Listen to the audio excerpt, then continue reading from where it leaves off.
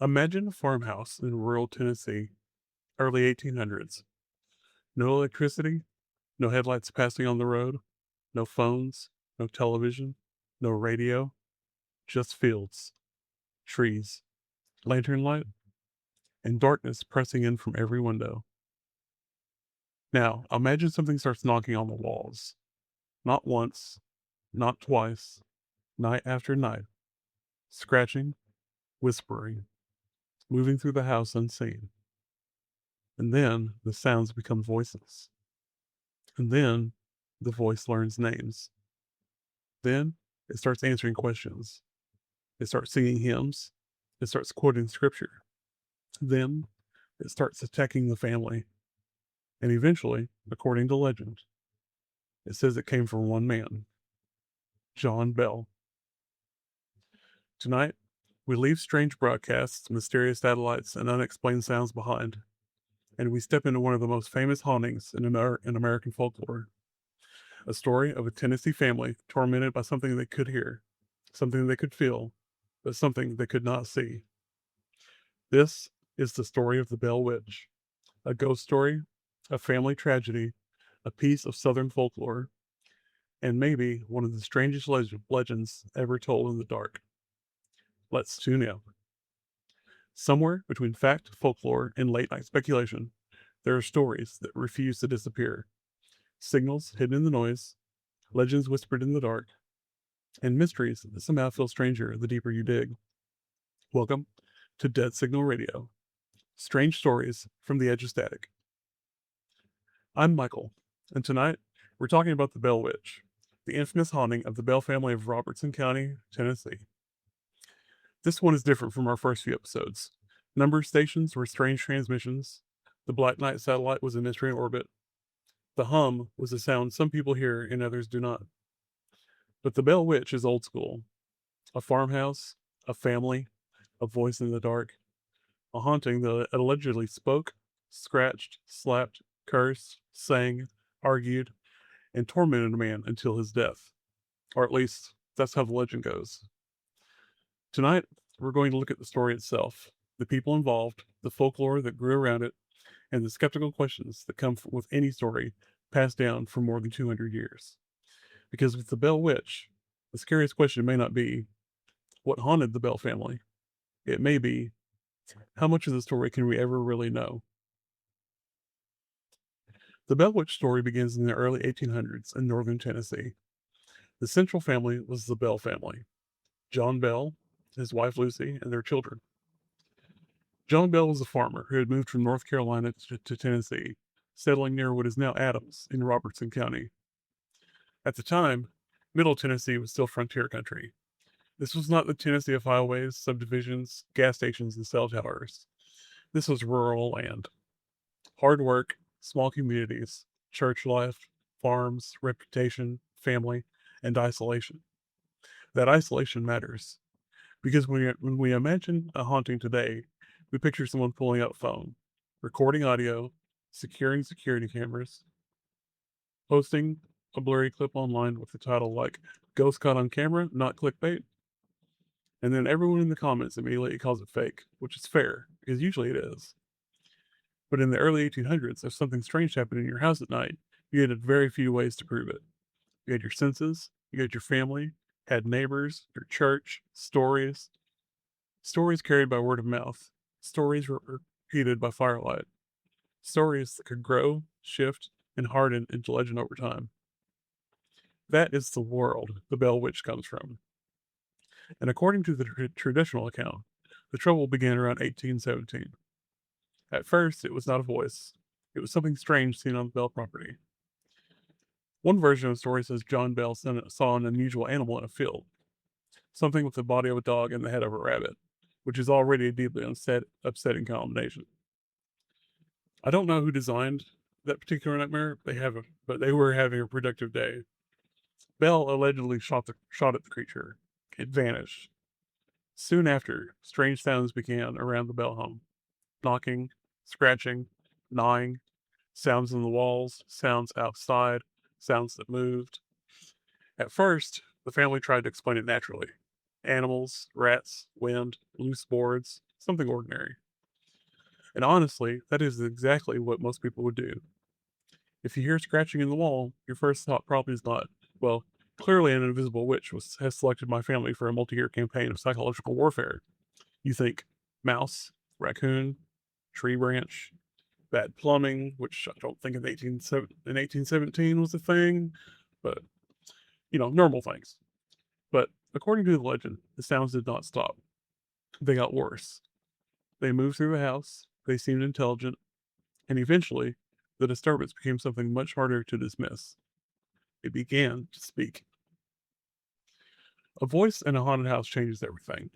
Knocking is frightening, scratching is unnerving, footsteps are creepy, but a voice suggests awareness, personality, intent, and that is what makes the Bell Witch story so powerful. The entity did not just make noise, it allegedly communicated.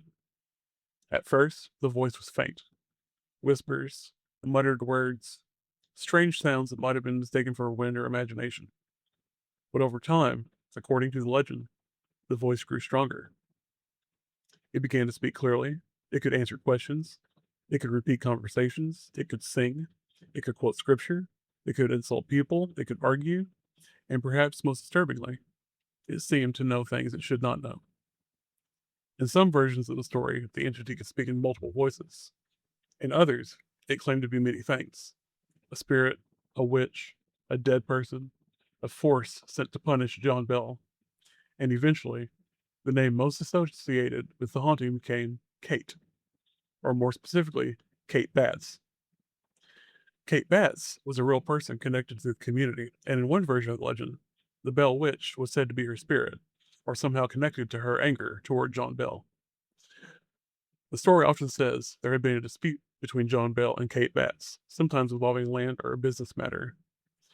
According to that tradition, Kate believed John Bell had cheated her, and the haunting became her revenge. But here's where we need to slow down, because the Bell Witch story is old, and many details come from later retellings. There's no clean, perfect, court certified version of events where we can say, yes, this exact thing happened on this exact date, exactly as described. That's not how folklore works, especially not folklore that was shaped by oral storytelling for decades before being written down in full. So when we say the entity was Kate, we're talking about one major tradition within the legend, not a proven fact, and that matters. Because the Bell Witch is not just a ghost story, it's a story about storytelling, about how a community explains fear, and how rumors attach themselves to real people, about how a haunting becomes a legend.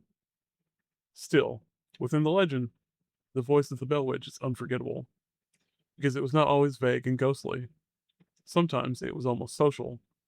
It would talk with visitors, it would mock people, it would answer questions, it would make claims, it would appear to know very private information. That gives the Bell Witch a very different feel from a typical haunting. That's not just, there was a cold spot in the hallway. This is, the thing in the house is talking back. And once a haunting starts talking back, you have a problem.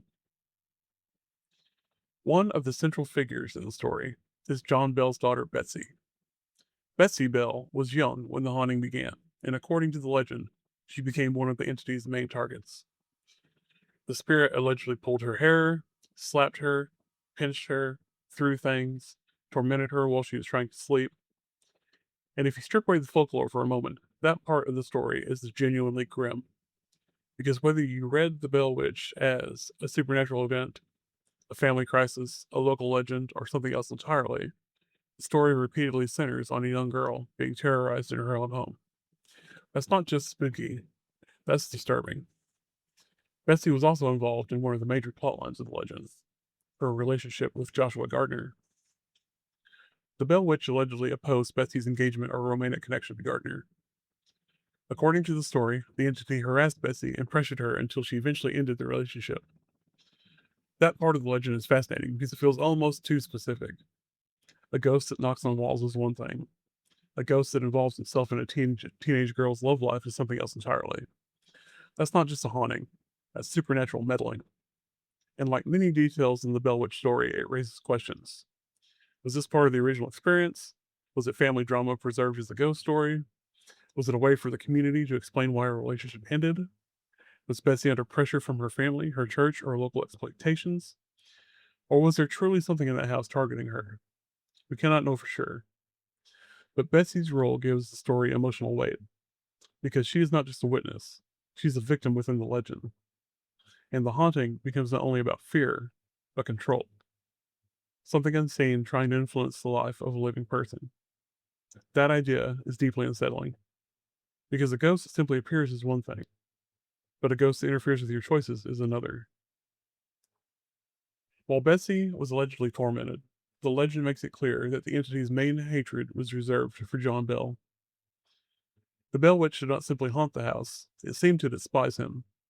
According to the traditional story, the entity cursed him, threatened him, mocked him, and over time, John Bell's health began to decline.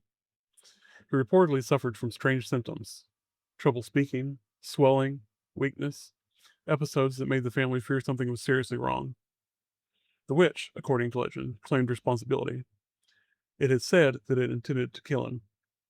And in 1820, John Bell died. This is one of the reasons the Bell Witch became so famous. Many ghost stories involve fear. Few involve an entity allegedly causing a death. After John Bell died, the story goes that a strange vial was found near him. The family supposedly tested it on a cat, and the cat died.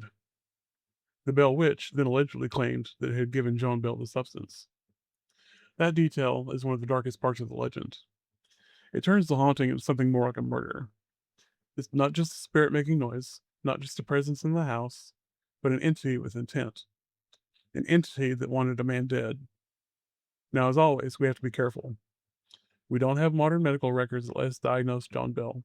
We don't have clean forensic investigation. We don't know what illness he had.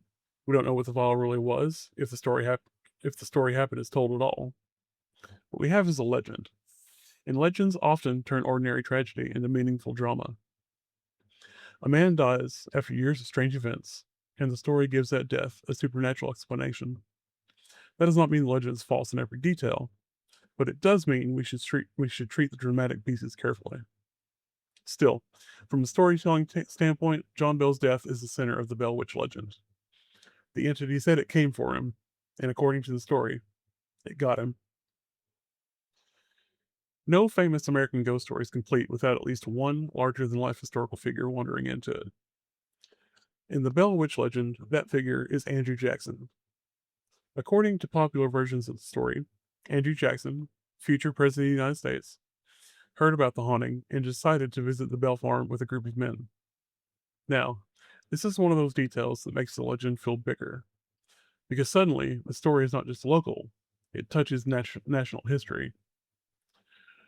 The version often told says Jackson and his men approached the Bell property, but their wagon stopped moving.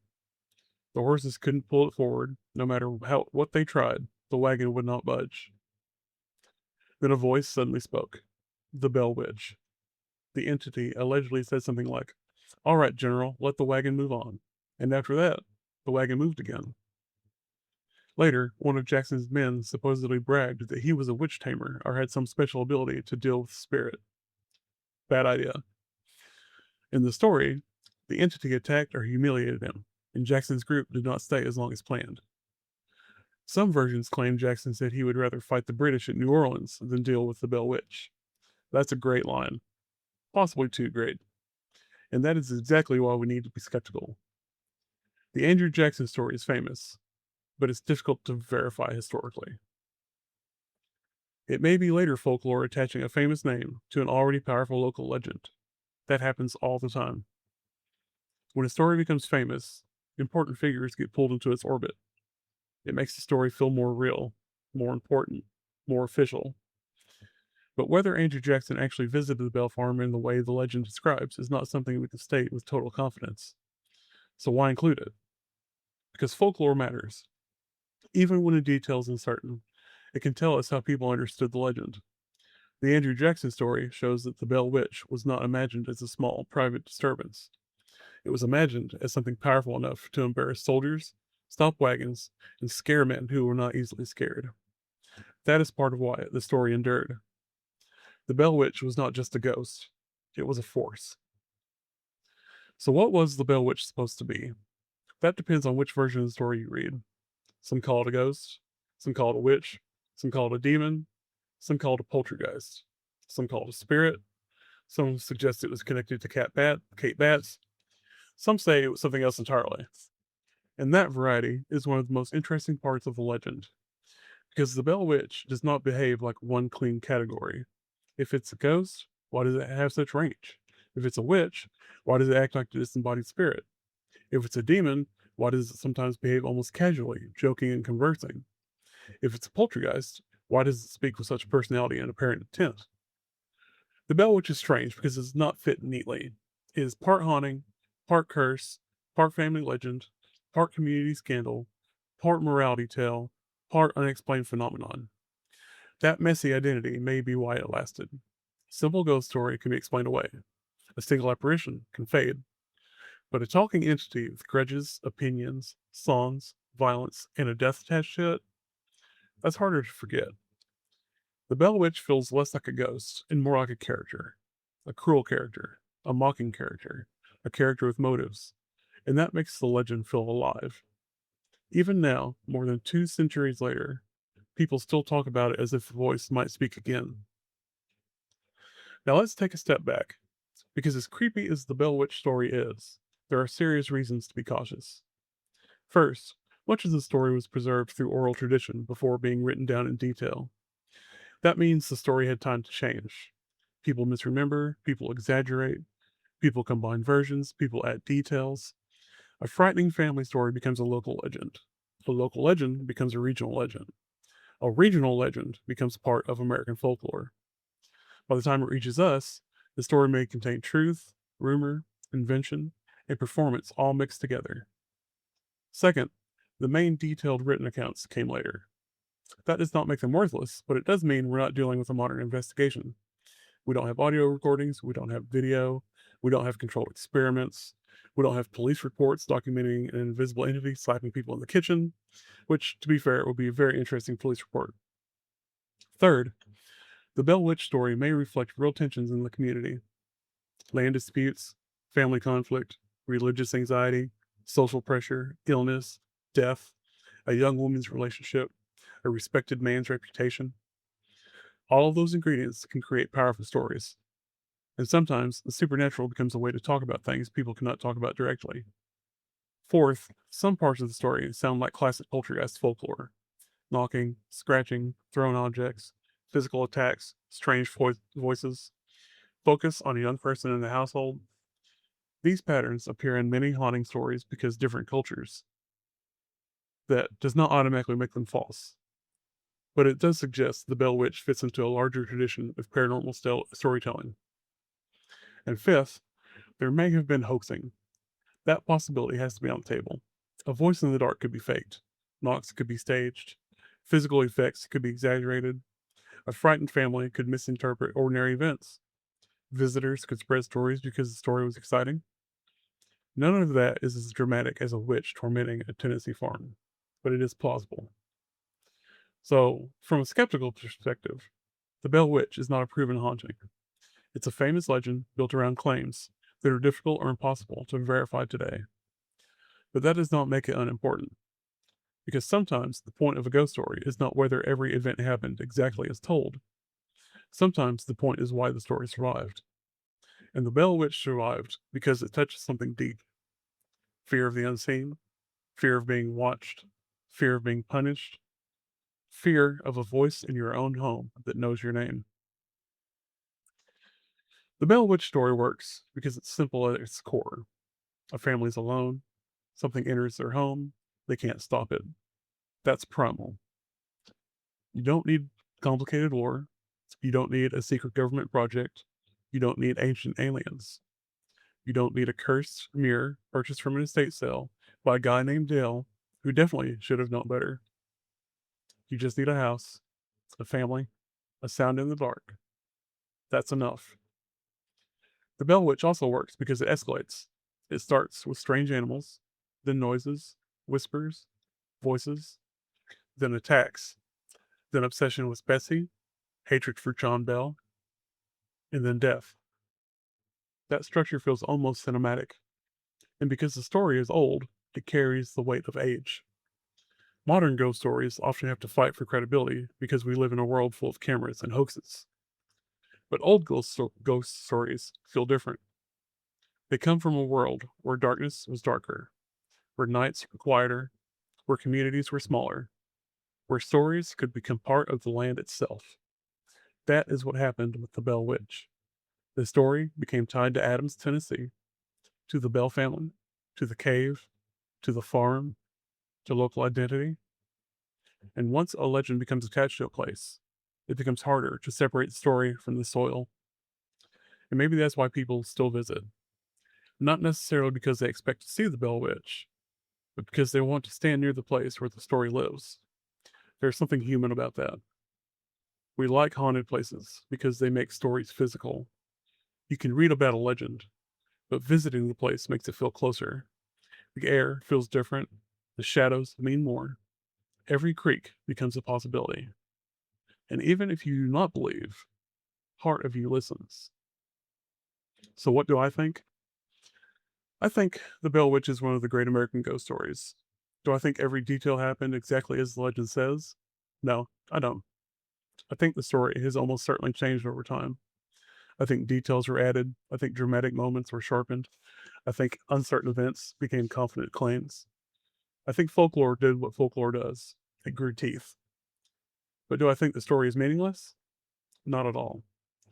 The Bell Witch matters because it shows how a haunting can become more than a haunting. It becomes a family story, a community story, a regional identity, a warning, a mystery, a performance, a piece of cultural memory. And maybe, buried somewhere under all the retellings, there was something real. Maybe not a witch, maybe not a demon, maybe not a ghost, but something happened. Something frightened people. Something created a story strong enough to survive for generations. That's not nothing. And if you're sitting in a dark room, listening to a story about knocking walls and a voice that knows your name, the skeptical explanation may not help as much as you think. Because the Bell Witch lives in that uncomfortable space between belief and doubt. The part of your brain that says, this is folklore, and the other part that says, okay, but what if it isn't? That's where the story still breathes. Not in proof, not in certainty, not in the pause after the lights go out, when the house settles, when the wind moves outside, when something knocks once, and you wait to hear if it knocks again. That's all for tonight. Thanks for spending a little time with me here at Dead Signal Radio. If you enjoyed tonight's mystery, follow along for more strange stories, legends, hauntings, and late night rabbit holes. Until next time, stay curious, and if you hear static, maybe listen a little closer.